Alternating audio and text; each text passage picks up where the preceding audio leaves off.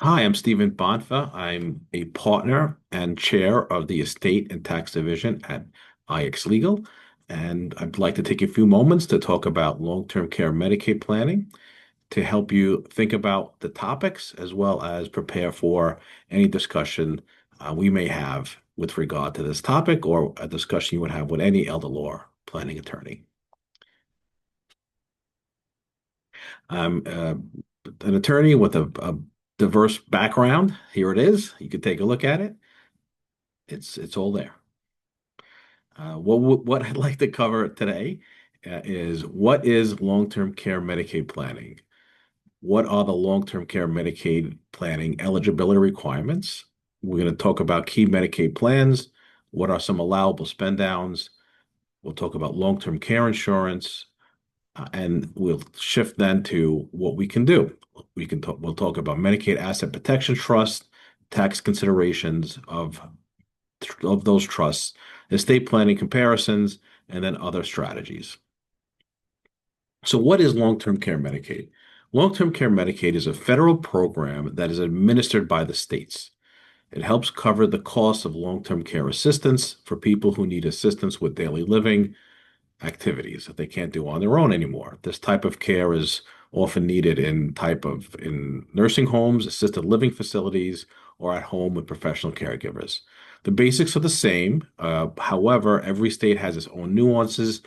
I will be talking about New York State. So if you reside in Connecticut or New Jersey, you should seek out and talk to someone in that state who knows that state's particular rules. Conceptually, this will help you get through that. So long-term care is different than regular medical care. So if you have Medicaid or HIP and something happens, that will pay for your health care, going to the hospital, talking to your doctors, your prescription plan, etc. That is covered by your health care. Once something happens and it goes from regular health care to long-term care, that's the difference. So if you go to the hospital, hospitals offer emergencies.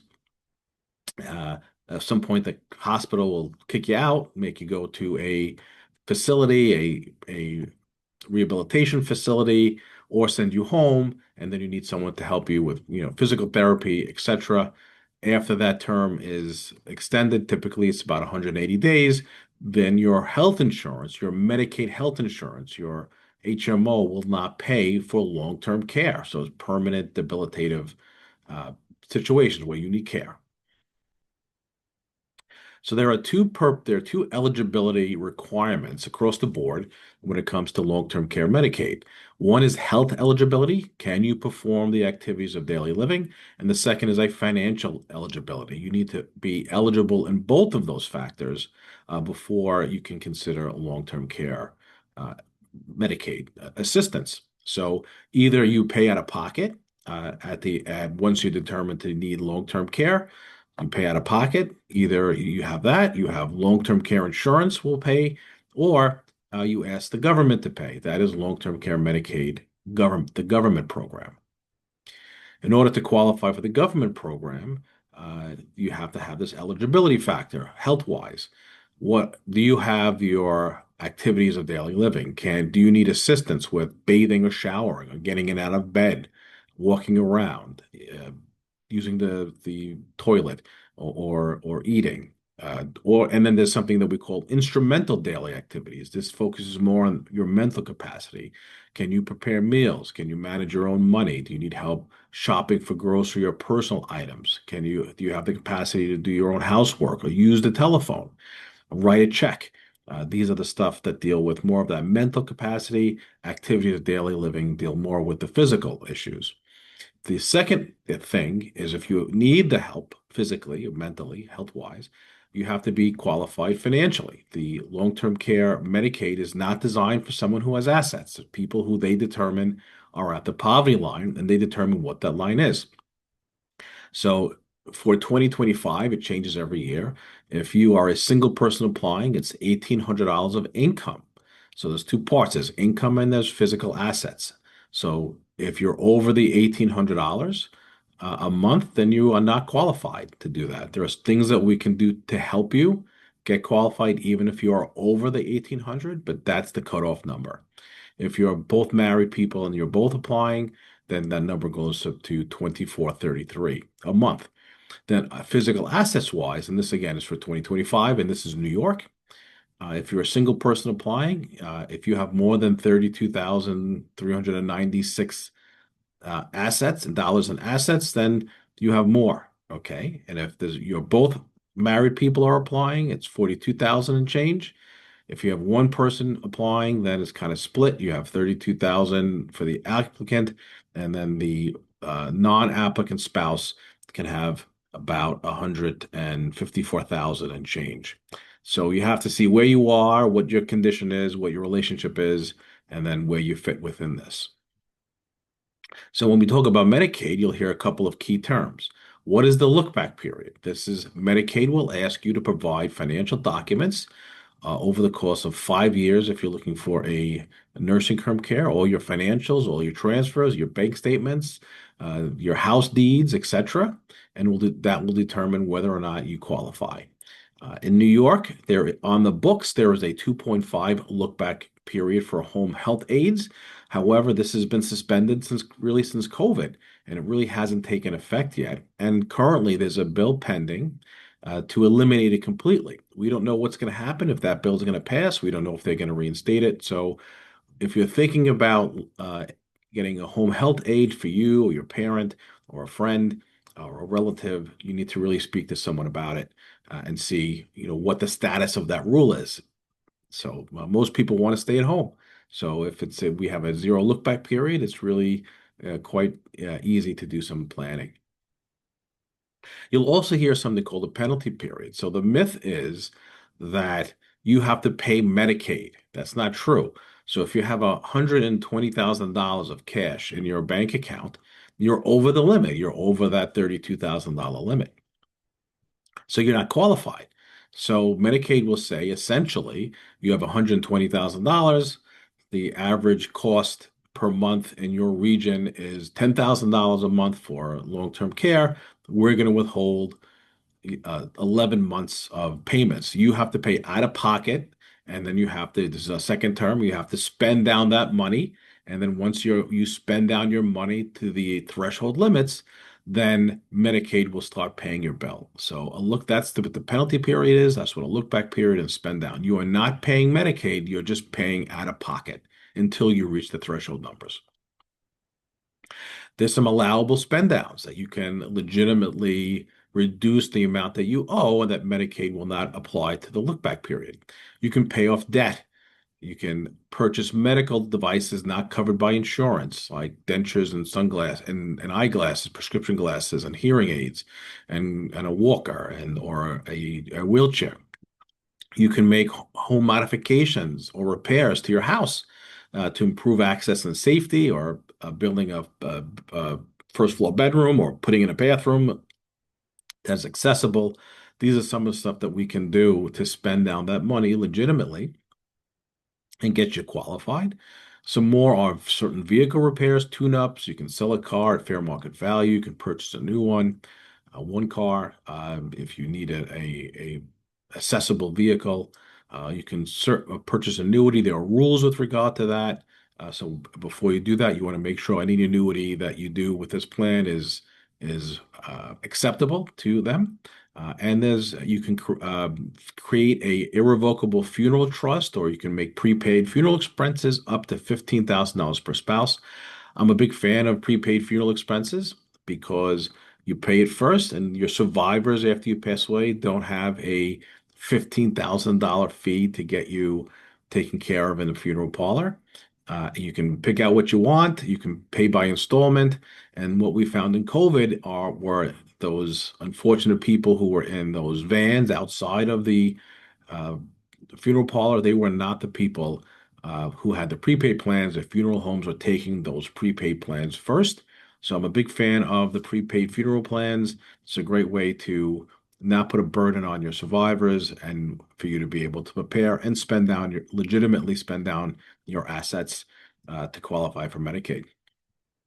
There's certain personal care expenses, such as assistance with daily activities, having someone assist you with that, etc. And there's certain healthcare costs, dental, vision, hearing, health insurance premiums, etc. This is not a complete list, but these are some of the major ones. Uh, People always ask me, what about my house? I have a house that's worth $1 million and here in New York. How does that factor? Well, Medicaid will not force you to sell your house, won't force you to get a mortgage. They'll just sit back and they'll wait for you to pass away, or if you sell your house, and they'll put a lien on the house. I've had surrogates court actions, probate actions, where Medicaid comes in and says, we spent 100,000, 200,000, we want our money. And now we have to talk to them to try to either negotiate that or not.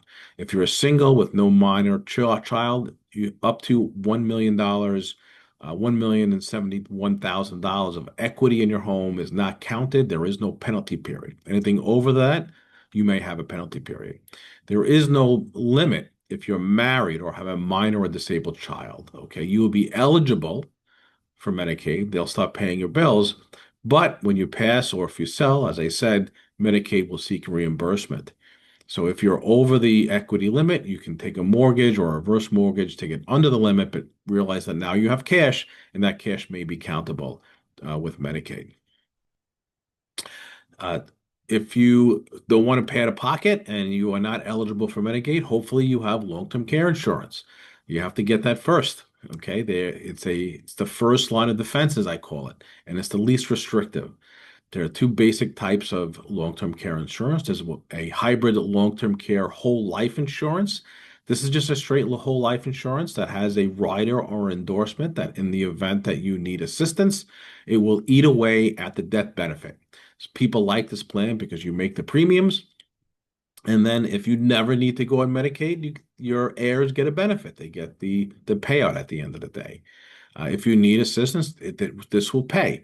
So depending on how much or what those terms are in that policy would be depending what they are. I advise clients always ask what the home health aid deductible is because you don't want a really good deal on a premium and your deductible is for a health aid, which most people want, they want to be in their home, is $50,000. So you want to make sure you ask those questions when you're talking about either the whole life, the hybrid whole life policy, or the traditional plan. The traditional Medicaid plan is like car insurance. You pay a premium. If you never get hit by another car, then at the end of the day, you don't get anything back. The hybrid policy, you do get a benefit, the payout if you pass away and you never go on Medicaid. Doesn't mean that the traditional plan is not as good as the hybrid plan. It just means it's more like your home insurance or your car insurance in that way. You'll find that the premiums are generally less in the traditional insurance plan than in the hybrid plan, but over the course of time, in the traditional plan, your premiums can go up, or depending on the company, they can actually disappear when you need them. So maybe paying a higher premium, knowing that those premium payments are the same throughout, and you don't have to worry about losing that care, is something that's of value to you. We can work that out, or you can speak to your broker, health insurance broker, long-term care insurance broker, and we can see if that fits you. So one of the primary vehicles to protect assets is the Medicaid Asset Protection Trust. This is an irrevocable trust. It's not like a revocable trust where you have control. There's a myth that says a revocable trust protects your assets from Medicaid. That is not true. Medicaid says if you have the strings of ownership, if you can tell where and how that asset can be distributed, or you have control over that asset, cash or a house or whatever, Medicaid will say pull that string of ownership and pay for your own medical care. So a Medicaid Asset Protection Trust will protect you from Medicaid. It is a non-probate asset. So whatever we put inside of that trust, you don't have to go through a probate. It will pass to whoever your heirs are. You can do estate planning. You can do all of that stuff within that Medicaid trust. So it is the benefits are you are acceptable and qualified for Medicaid. The negative is there is a loss of control. Someone else should be the trustee. Whatever goes into that trust has to stay within that trust, okay? And it can't come out to the benefit of the person. So the typical assets, so you have to weigh control versus protection when it comes to Medicaid trusts. Assets we typically find are homes, investments, cash savings, and as I said earlier, Medicaid assets cannot be used for the benefit of the individual. Okay, so trips, car purchases, rent, lawn care, taxes to pay for the house are all expenses that are you cannot use. That is for your benefit. If you have your $1 million house and you sell it, and now you have $1 million in cash, you can't say, "I want to go to Disneyland. I need a house, pay my rent in the assisted living facility." So you cannot access these assets directly for that person's benefit. A Medicaid Asset Protection Trust is an irrevocable trust, okay, that holds the assets. Once the asset is moved into the trust, you don't own it anymore. It's the trust's property and not yours. It cannot be easily canceled or modified. And the purpose of the Medicaid trust is to protect assets for when you apply for Medicaid. They're not included as far as or countable into Medicaid's calculations. So by moving your assets into a Medicaid trust, they are not counted at the look back period at the date that you transferred it in, not at the date that the trust is created. So if you create the trust, and I've seen this with clients, they create a trust in 2020 and they don't do anything with it until 2025, you've lost 5 years. It goes by when the item is transferred. So it is a strategy used for planning ahead, especially when you're thinking about what your future healthcare needs, and ensures that you get the help without using the wealth. So one of the things I do with every irrevocable trust, especially with Medicaid trust, as I said, a Medicaid trust is irrevocable. It's not amendable. It's difficult to make changes. I always write in a trust protective provision. This is a person, typically is an attorney or a trusted advisor or an accountant or CPA, and they have discretionary powers to make modifications to that trust.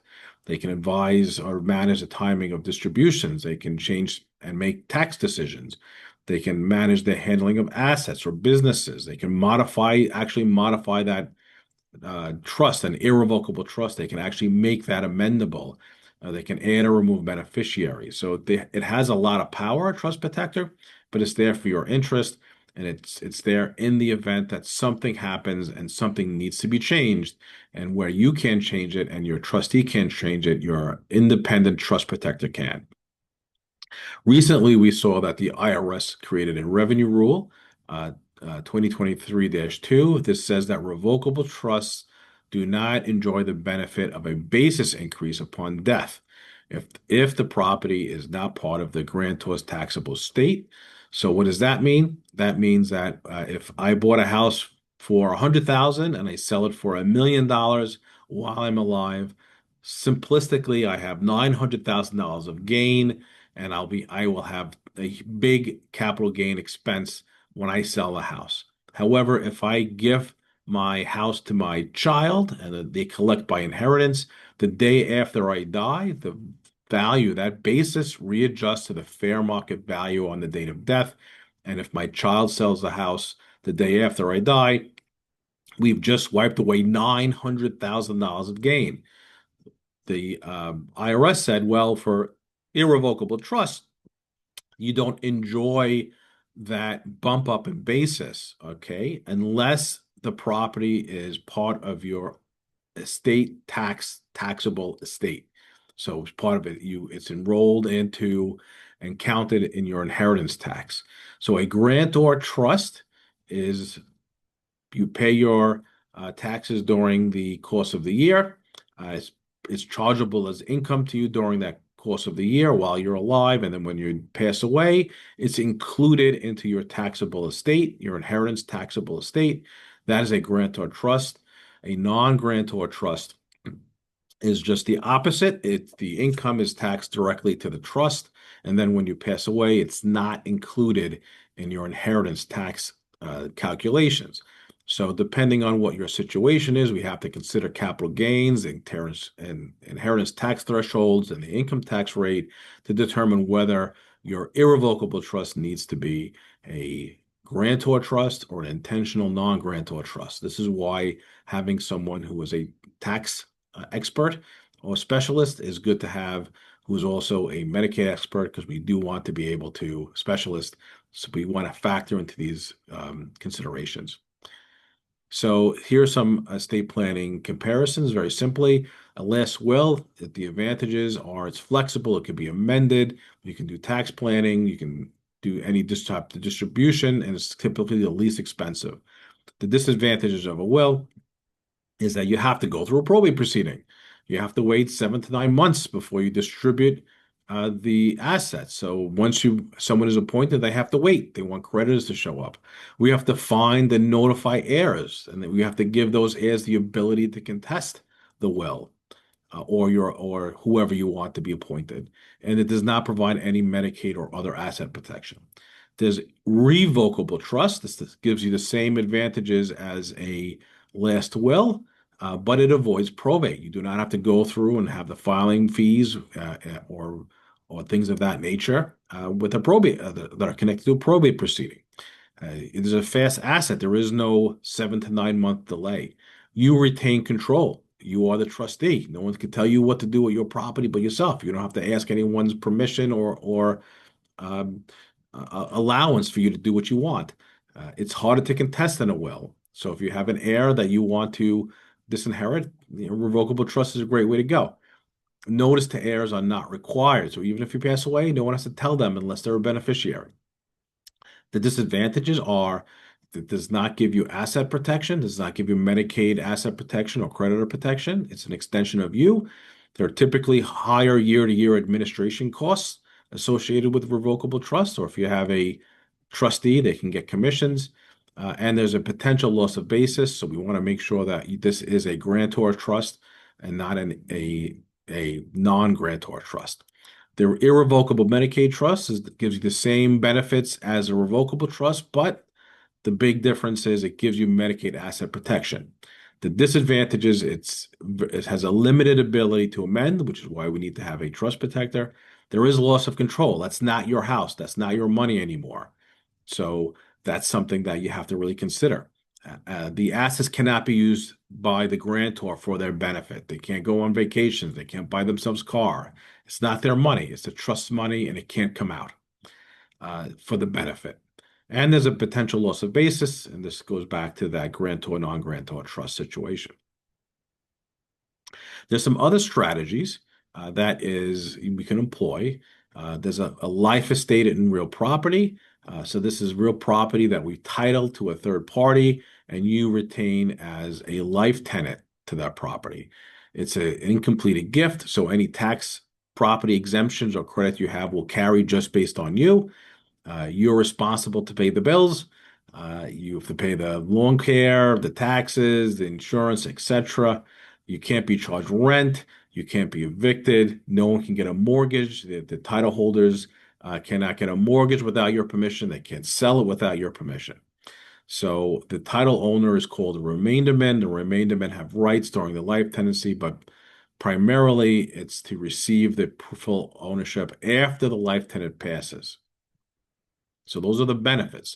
After 5 years in a life estate, the property is exempt from long-term care Medicaid facility planning. So it has a really good benefit for Medicaid planning. So the benefits, it avoids probate because an immediate ownership passes at the life tenant's death. The tax credits remain while the person's alive. You get that step up in basis after the life tenant passes. This relatively low cost to set up, and the property becomes exempt after the look-back period. So it's a really great hedge between having a revocable trust or a will and Medicaid planning. But he who giveth with one hand taketh away with another. So the disadvantages of life estates, it is a restriction. Well, the title owners cannot sell the house without your permission. You can't sell it without theirs because they have ownership rights in that property. The property is considered an asset of the remaindermen. So if your children are on title and you're a life tenant and unfortunately one goes through some type of financial difficulty, it's part of their assets. The creditors can reach it. If they file for bankruptcy, they have to list this as an asset. If they file for tuition assistance for their children, they'll have to list this as an asset. If you sell the house while you're alive, there is no step up in basis. So if it was as just as if you own the house entirely yourself, you would have a capital gain. The most important from a Medicaid perspective is if you sell the house, the look back period is reset. So if you sell the house, if you have the house for 6 years, that house is now exempt. If you decide to sell the house in year 6 and move to Florida, then now you've just restarted that look back period and you've lost those 6 years. So it's really important when I do these plans that this is your forever house, because if you sell it, you're going to defeat the whole purpose of doing Medicaid planning. The other thing we have issues is if, aside from financial difficulties, if you put your child as an owner to it, then that child is an owner. If they pass away, that becomes part of their estate, and you may end up with partners. You have to be concerned about if your child or the title owner gets a divorce, or maybe they didn't send you enough Mother's Day cards, and now they're estranged from you. They are on title. They are an owner. So these are some of the difficulties that we have to talk about, whether or not it's worth it to do this as opposed to a Medicaid plan, as opposed to other gifting methods. So this is what you need to prepare for when you start thinking about making a plan. You need to gather financial information, bank accounts, investment accounts, life insurance, and IRAs. You want to get a list of all the real estate and or valuable personal property, businesses, etc., that you may be part of or have an interest in. You want to gather any type of and identify any income streams, because remember there are two parts. There's income and there's assets considerations.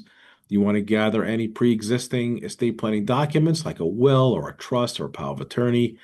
You want to make a comprehensive list of your family members, your family tree. Who are your caregivers? Who are your dependents, etc.